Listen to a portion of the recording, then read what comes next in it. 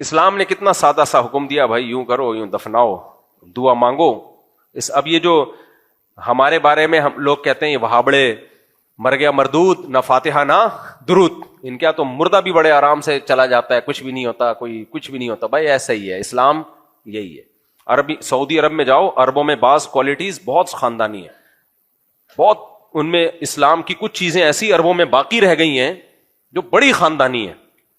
ان میں ایک یہ بھی ہے کہ میت پہ اچھل کود نہیں کرتے، وہ چیخو پکار نہیں کرتے، صبر، ما قدر اللہ، جو مقدر تھا ہو گیا، بس بڑے سے بڑے غم میں. دوسرا، جیسے ہی موت واقع ہوئی، غسل، کفن، دفن، فینش، کوئی تیجا نہیں، کوئی 40واں نہیں، کوئی برسی نہیں. بھائی دعا مانگتے رہو، زندگی پڑی، اور وہ مانگتے ہیں دعا. اور ایسے لوگ زیادہ دعائیں مانگتے ہیں جو تیجے 40 میں کرتے ہیں، وہ فارغ ہو جاتے ہیں بریانیاں پھوڑ پھاڑ کے. تو ہم بھی اپنے والدین کے لیے آج تک دعا کرتے ہیں اور انشاءاللہ موت تک کرتے رہیں گے. سب سے زیادہ دعائیں انسان کرتا ہی اپنے ماں باپ کے لیے. بھائی ان سے بڑا محسن کون ہو سکتا ہے؟ تو ہم نے تیجا نہیں کیا، ہم نے 40واں نہیں کیا، ہم نے ابا اماں کی برسی نہیں منائی. اسی وجہ سے ساری زندگی ہم ان کے لیے کیا کرتے ہیں؟ جب دعاؤں کے لیے ہاتھ اٹھاتے ہیں، سب سے پہلے اپنے ابا اور اپنی اماں، اپنی ماں اور اپنے باپ کے لیے. اور آپ نے دیگیں لگا لی، فارمیلٹی پوری کر لی، اور دنیا کو پتا چل گیا جی ان کے ہاں ابا گئے ہیں، ہمارے ہاں تو پتہ ہی نہیں چلا بیچارہ. مجھے یاد ہے ایک مہینے بعد بھی لوگ ملتے رہے، کہہ رہے ہیں یار ہمیں یقین نہیں آ رہا کہ ایسے چلے گئے حافظ مسعود صاحب، اتنے بڑے آدمی تھے، اتنے مشہور آدمی تھے، اتنے لوگ ان کو جانتے تھے، یار ایک دم ایسے. میں نے کہا بھائی یہی ہے شریعت میں، کیا ہے ایسے ہی ہے. تو ایک تو میت کی رونمائی کی رسم غلط ہے. دوسرا، رونمائی میں ہوتا کیا ہے؟ ایک تو میں نے بتایا نا چہرے کی رونق میت کی ختم. دوسرا، اس کے ناکوں میں روئی ٹھوسی بھی ہوتی ہے، منہ میں روئی، اسی طرح سے اس کی تصویریں لی جا رہی ہوتی ہیں. آپ اپنی کبھی سیلفی کھنچواؤ گے، مفتی صاحب آپ کے ساتھ ایک سیلفی لینا ہے، لیکن پہلے میں ناک میں روئی ٹھوس لوں، اپنے روئی ٹھوسی بھی ہوگی تو پہلے نکالو گے آپ کہ برا لگ رہا ہوں. تو میت کا بھی اکرام کا حکم ہے، تو اس کے اکرام کا تقاضا یہ نہیں ہے کہ اس کے ساتھ سیلفیاں لے کے ڈالو یا اس کے ناک میں روئیاں ٹھوس کے اس کی تصویریں لو. اس کے اکرام کا تقاضا کیا ہے؟ اس کے چہرے کو فوراً چھپا دو اور اس کو اس کے ٹھکانے تک پہنچا دو، جہاں اس کی امانت ہے، جس کی امانت ہے، جس زمین کی امانت ہے، اس تک پہنچاؤ اس کو. صحابہ کرام ایسے ہی کرتے تھے. یہاں کچھ لوگ اشکال کرتے ہیں کہ نبی کریم صلی اللہ علیہ وسلم کا جنازہ اتنے دن کے بعد کیوں دفن ہوا؟ بھائی نبی کی کو موت کے بعد بھی ایک ایسی زندگی ملتی ہے، برزخی اتنی پاورفل زندگی ہوتی ہے کہ انبیاء کے چہرے ذرا بھی متغیر نہیں ہوتے. انبیاء کا تو سونے سے وضو نہیں ٹوٹتا میرے بھائی. تو انبیاء کی موت کو عام انسانوں کی موت پر قیاس نہیں کیا جا سکتا. تو نبی صلی اللہ علیہ وسلم کی جب آپ کو دفن کیا گیا اتنے دنوں کے بعد، تو بھی بالکل صحیح سالم آپ صلی اللہ علیہ وسلم کا جسد اطہر تھا. تو وہ عام آدمی اور انبیاء میں بڑا فرق ہوتا ہے. تو یہ عام آدمی کا حکم ہے. تو میں وہ اصل ٹاپک کی طرف آتا ہوں. تو میں یہ کہہ رہا تھا کہ دیکھو، انسان کی جیسے ہی موت واقع ہوتی ہے، فوراً اس کے اندر کا گند باہر آنا شروع. تو انسان کا جو میٹیریل ہے وہ اس قابل نہیں ہے کہ اس کی وجہ سے انسان کی عزت کی جائے. تبھی تو شیطان نے کہا تھا خلقتنی من نار وخلقتہ من طین، جس کو تو نے مٹی سے، اور مٹی بھی بدبودار مٹی، کھنکھناتی مٹی. بچہ جب ابتدائی دنوں میں حمل ضائع ہو جائے نا تو انتہائی بدبودار ہوتا ہے، وہ سخت اسمیل آتی ہے اس سے. جب وہ خون کا لوتھڑا بنتا ہے، گوشت کا لوتھڑا بنتا ہے، انتہائی بدبودار ہوتا ہے. تو مٹی بھی بدبودار مٹی، من حمأ مسنون.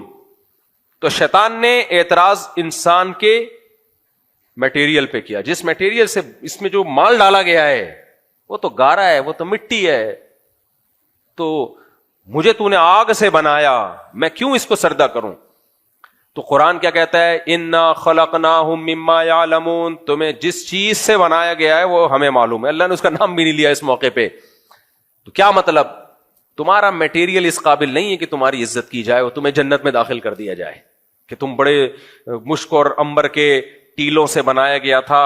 اور آپ کا نام کیا ہے؟ عبد الاحد نام ہے نا. عبد الاحد بھائی سے وہ خس کی خوشبو لے کر اس میں ملایا گیا، پھر اس سے انسان کو بنا کے اس میں آنکھیں، سونے کی آنکھیں فٹ کی گئیں، اور ناک چاندی کی لگائی گئی، اور کان جو تھے اس میں وہ مشک و عنبر کے بنائے گئے، اور جب انسان جو ہے کان سے میل نکالتا ہے تو چاندی کے ٹکڑے نکلتے ہیں، اور منہ سے جب تھوکتا ہے تو شہد کی نہریں نکلنا شروع ہو جاتی ہیں. ایسا کچھ بھی نہیں ہے.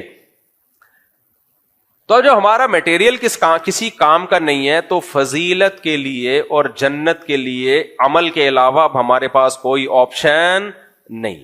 یہ بالکل ایسا ہی ہے جیسے ہم کہتے ہیں نا، بھائی تیری شکل تو اچھی ہے نہیں، کم از کم بات تو اچھی کر لیا کر. کراچی میں یہ بہت کہا جاتا ہے، یار انسان کی شکل اچھی نہ ہو تو کم از کم بات تو اچھی کر لے. شکل کی وجہ سے تو تجھ سے محبت ہو نہیں رہی ہے، بات اچھی کر لیتا تو ہم تجھ سے محبت کر لیتے.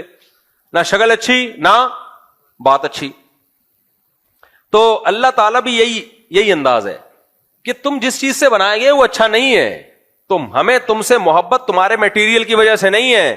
تمہاری باڈی سے اچھے اعمال نکلیں گے تو اچھے بن جاؤ گے، اچھے اعمال نہیں نکلیں گے تو شیطان سے بدتر ہو جاؤ گے تم. تو اس لیے دنیا میں بھی عیش کر رہے ہو اور آخرت میں بھی یہ امیدیں لگا کے بیٹھو کہ ہم سب جنت میں چلے جائیں گے. تو کیا ہے کیا تمہاری باڈی میں کیا قمقمے لگے ہوئے ہیں بھائی؟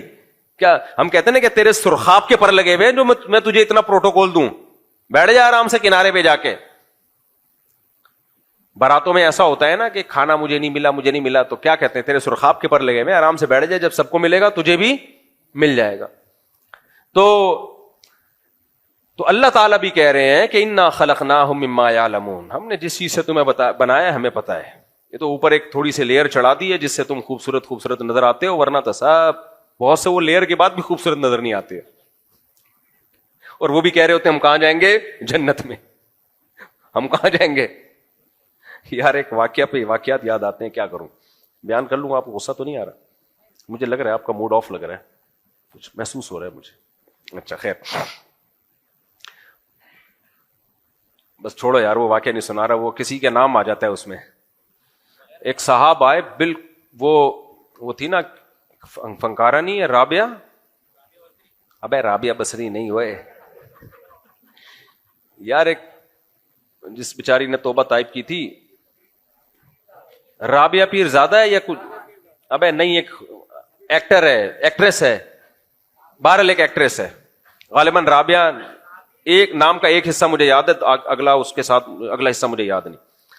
تو کوئی خوبصورت اداکارہ ہے. تو ایک دن کیا ہوا، میری ملاقات ہوئی تھی نا لاہور میں، اس نے مجھے شکریہ ادا کرنے کے لیے بلایا تھا کہ آپ نے میرے فیور میں بیان دیا تو اللہ نے مجھے توبہ کی توفیق دی. تو اب وہ تصویر بھی وائرل ہو گئی، میرے ساتھ کچھ لوگ بھی تھے، تو ملاقات کی اس نے تو وہ تصویر وائرل ہوئی. انہی دنوں میں ایک شخص آیا، کسی کا مذاق نہیں اڑا رہا میں، آپ کو کیا پتا کس کی بات ہو رہی ہے، اس لیے کوئی غیبت نہیں ہے. یہ غیبت جب ہوتی ہے جب پتا تو ہو نا کس کی بات ہو رہی. ماشاءاللہ اچھا آدمی تھا، لیکن کنفرم اندھیرے میں نظر نہیں آتا. وہ اگر اندھیرے میں اس کو کھڑا کر دیتے تو وہ بندہ نظر نہیں آتا. اور ڈینٹنگ پینٹنگ کا بھی کافی کام تھا اس میں، ریپیئرنگ. میرا تو مشورہ یہ تھے پورا ریپیئر ہوگا یہ، لیکن بہرحال اتنا تھا کہ ڈینٹنگ پینٹنگ سے بعض لوگوں کی رائے یہ تھی کہ نہیں سیٹ ہو. میرا خیال یہ تھا کہ اس کو کھول کے دوبارہ جوڑنا پڑے گا، یہ ریپیئرنگ سے ٹھیک ہونے والا نہیں. اب میرا اسٹائل ہے یار اس طرح بات کرنے کا، کیا کروں میں. تو آپ کو کہانی بتا رہا ہوں نا، جب تک میں یہ نہیں تڑکا جاؤں گا آپ کو سمجھ میں نہیں آئے گا. اب وہ ایڈمن کو ہمارے عثمان کو تنگ کر رہے ہیں، بار بار مفتی صاحب سے ملنا ہے، بہت ضروری کام ہے، بہت ضروری کام ہے. ایک دفعہ دو دفعہ، میں نے کہا میرے یہ کہ اسکیجول ہوتا ہے تو میں لوگوں کو کہتا ہوں کہ اگلی دفعہ میں کچھ جیسے ٹائم دیتا ہوں نا ملاقات کا، تو اب اتنے لوگ ہیں تو اب اگلی دفعہ میں، ایسے میں اس کو ٹالتا پھر میں نے کہا اب اس کو ٹائم دے دو یار. تو کام کیا کہہ رہے، بہت ضروری کام ہے، بہت ضروری کام ہے، مفتی صاحب سے کہیں بہت ضروری کام ہے. تو میں نے عثمان سے کہا کہ یار آپ اس سے کام کی نوعیت تو پوچھو، تو میں اس کو پھر ٹائم دیتا ہوں. تو عثمان نے نوعیت پوچھی، مجھے بتایا کہ وہ کہہ رہے کہ میں نے مفتی صاحب سے کہیں کہ میری اس سے شادی کرا دیں. وہ جو کیا نام تھا، رابعہ کر کے کچھ، رابعہ پیرزادہ ہے پتہ نہیں، لاہور میں ہوتی ہیں. تو یہ آپ سے ایک ریکویسٹ لے کے آیا ہوں، اور اتنے دنوں سے میں اسی سلسلے میں آپ سے ملاقات چاہ رہا تھا، میری بڑی خواہش ہے. تو اس کو کیا کہتا ہے، میں نے کہا تو مجھے بھی پٹوائے گا؟ کہہ رہے نہیں پیغام بھیج دینا ٹرائی کر کے دیکھنے میں. میں نے کہا اللہ کے بندے میں نے کہا اب اس کو دوبارہ کھول کے جوڑو عثمان بھائی, اب یہ ریپیئرنگ سے, یہ سافٹ ویئر کا مسئلہ ہے, یہ صرف اوپر کا مٹیریل کا مسئلہ نہیں ہے, انٹیریئر میں بھی کیا ہے. میں نے کہا اس کو بولو خدا کے بندے, وہ تجھ سے کیوں شادی کرے گی اللہ کے بندے. تو خیر مجھے نہیں پتا پھر بیچارہ کہاں چلا گیا. ہماری دعا ہے اللہ تعالیٰ اس کی وہاں شادی کرا دے جو اس کے لیے بہتر ہو.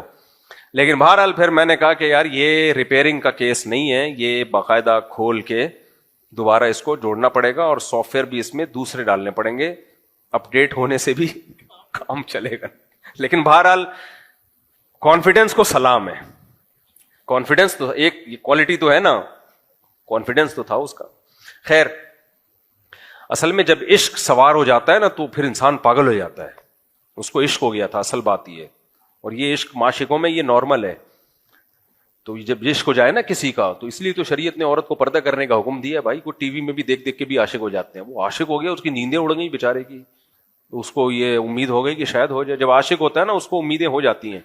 تو میں نے کہا تو عاشق ہو گیا, مجھے کیوں پٹوا رہا ہے بھائی تو اس کو پیغام بھیجوں گا, میرے پاس نمبر بھی تھا ان کا, میں نے کہا پیغام بھیجوں گا, بولیں گے وہ پہلے تو وہ کہے گی مفتی صاحب ڈرامہ کر رہے ہیں میرے ساتھ, مذاق کر رہے ہیں میرے ساتھ. خیر تو میں یہ عرض کر رہا تھا بھائی ہم سب, چاہے کوئی خوبصورت ہو چاہے بدصورت ہو, یہ تو اللہ نے باریک سی لیئر لگا دی ہے. قرآن کیا کہتا ہے, وجوہ یومئذ مسفرہ, بہت سے سیاہ چہرے قیامت کے دن کیا ہوں گے, سفید. بہت سے بدصورت قیامت کے دن کیا ہوں گے, خوبصورت. کیونکہ قیامت کے دن جو چہرے پہ رونق آئے گی نا وہ سچی مچی کی رونق ہوگی, وہ اعمال کی ہوگی. بہت سے بدصورت لوگ اللہ کی نظر میں بہت خوبصورت ہوتے ہیں, بہت سے خوبصورت لوگ اللہ کی نظر میں بہت بدصورت ہوتے ہیں. تو اس لیے قرآن نے کہا کہ ہم نے تمہیں جس میٹیریل سے بنایا ہے وہ ہمیں معلوم ہے, یہ اس قابل نہیں ہے. تبھی شیطان نے اعتراض کیا تھا کہ میں کیوں اس کو سجدہ کروں. تو وجہ اس کی یہی تھی, بھائی یہ اعمال, یہ کیا کرے گا, ایسے اعمال کرے گا کہ دنیا رش کرے گی اس کے اوپر. یہ برائیوں سے بچے گا, یہ نماز قائم کرے گا, یہ بوڑھے ماں باپ کی خدمت کرے گا, یہ زنا سے بچے گا, بدنظری سے بچے گا, رشوت سے بچے گا, چوری سے بچے گا. حالانکہ یہ تمام خواہشات اس کے اندر کوٹ کوٹ کے بھری بھی ہوں گی, لیکن یہ کیریکٹر میں ایک نمبر ہوگا. ایک نمبر کردار کا آدمی جتنا مرضی بدصورت ہو, لیکن کیریکٹر اللہ کی نظر میں اس کو اونچا کر دے گا. اور دونوں کتنے خوبصورت ہیں دنیا میں ہم نے دیکھے ہیں, بد کردار ہوتے ہیں بس, اور جھوٹ بولتے ہیں اور دھوکہ دیتے ہیں لوگوں کو, نماز چھوڑتے ہیں, قضا کرتے ہیں نماز, کوئی اہمیت نہیں ان کے, بلکہ نمازوں کا مذاق اڑاتے ہیں. تو کتنا مرضی ہینڈسم ہو, خوبصورت ہو, اللہ نے کیا کرنا ہے. تو اللہ کہتے ہیں ہم نے تمہیں جس میٹیریل سے بنایا نا وہ ہمیں معلوم ہے, تو اچھا عمل کر کے اچھے بن سکتے ہو اور جنت کے حقدار بن سکتے ہو. تو مشرکین مکہ جو اپنی صحت پہ, خوبصورتی پہ, مال و دولت پہ ناز کر رہے ہیں, اللہ نے کہا یہ ناز بنتا نہیں ہے تمہارا. عمل لے کر آؤ گے تو آخرت ملے گی, عمل نہیں لے کر آؤ گے تو آخرت میں کوئی حصہ نہیں ہے تمہارا. تو میرے بھائی یہ مشرکین کے بارے میں نازل ہوئی, لیکن آج ہم بھی اسی خوش فہمی میں مبتلا ہیں. دنیا میں اللہ کو وہی یاد کرتا ہے جو کسی پریشانی میں آ جائے, پھر وہ سمجھتا ہے کہ یار آخرت میں بھی کچھ پریشانی ہو سکتی ہے. لیکن دنیا میں جس کو خوشیاں مل رہی ہیں, ساری حاجتیں پوری ہو رہی ہیں, سب کچھ, ساری ضرورتیں پوری ہو رہی ہیں, سب سے زیادہ اللہ سے غافل بھی وہی ہوتا ہے. تو اس لیے یہ غفلت کے پردے انہی لوگوں پر آتے ہیں جو دنیا میں خوشحال ہیں. وہ سمجھتے ہیں ہم یہاں خوشحال ہیں تو وہاں بھی کیا ہوں گے, خوشحال ہوں گے. تو اللہ نے فرمایا کلا, نا نا نا, یہاں کی خوشحالی تو آزمائش ہے, اصل تو آخرت ہے جو ہمیشہ والی زندگی ہے. یہاں اچھا کرو گے تو وہاں اچھا ملے گا, یہاں برا کرو گے تو وہاں انجام برا ہوگا تمہارا.